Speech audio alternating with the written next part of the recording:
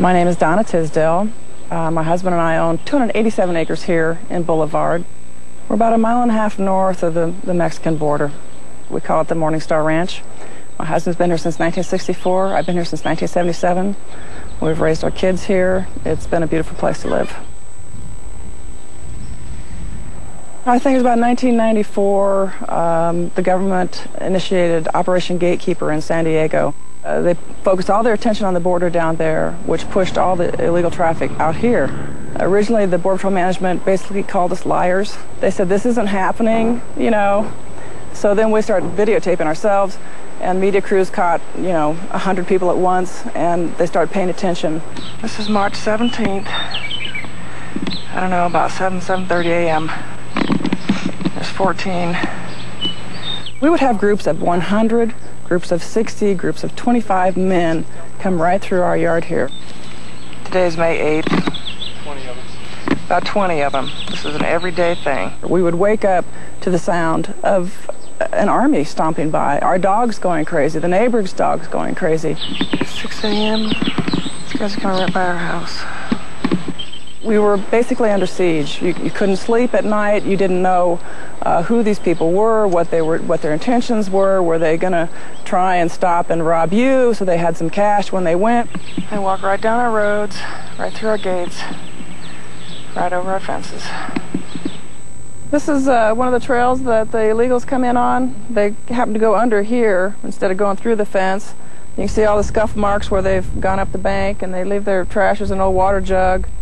There's some stuff that came out of their pockets there. We always find toothbrushes and combs and matches. I can totally empathize with the immigrants that are coming across. In fact, we don't ever turn anybody away. If they actually come to the door and ask for food or water, they're given food and water. What are you doing here? Got left behind. We bring them in. If it's cold and rainy, we bring them in and standing by the wood-burning stove. I mean, they're just people. What I'm holding here is what we call a Mexican booty. And this slips right over a shoe, like galoshes or something, and it basically obliterates the footprints, so it makes it harder for Border Patrol or people like us who keep track of the numbers of people crossing. You can't see the footprints. You'll see them all over the place, and those are left there by the immigrants coming through. One of the things that really got to me the most was when we were picking up trash, there was a little bitty suitcase, and I opened it, and there was a little teddy bear and a little child's book. And you know that someone was dragging their poor child across this area. We're standing at the U.S.-Mexico border, about 1.5 miles south of our ranch. This metal fence was not built to stop the foot traffic. This metal fence was to stop the vehicles driving through. We would have convoys, caravans, 10, 15 cars run the border at once. With drugs or illegals, and in the days before we had enough Border Patrol to pursue them, the majority of them would get away. It's not a problem for anybody to get across this fence that wants to get across this fence. They can either climb over, dig a hole under, find a boulder opening, or just move on down the road a couple miles where there's no fence. It's not just Mexicans and Latinos we see coming across here. I actually saw a guy with a turban one day. Border Patrol agents have told us that they've caught groups of Chinese immigrants. I just heard last week that a local was caught smuggling a group of Russians across.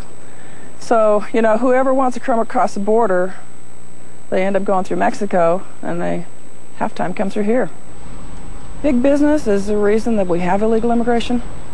If businesses didn't hire illegal immigrants, they would have no reason to come. I want people to stop hiring illegals.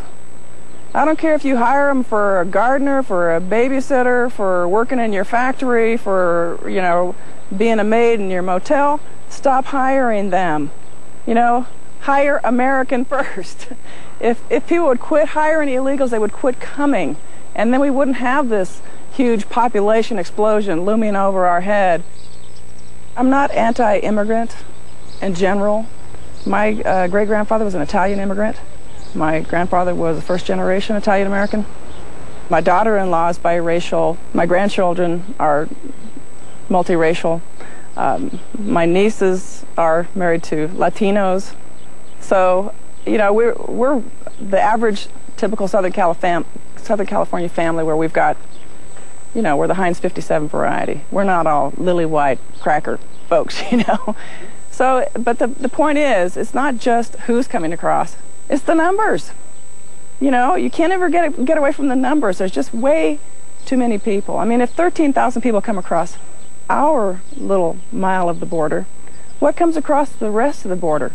California's a beautiful place to live, but not everybody can live here. And if we don't stop immigration, I think California's it's gonna be lost as we know it.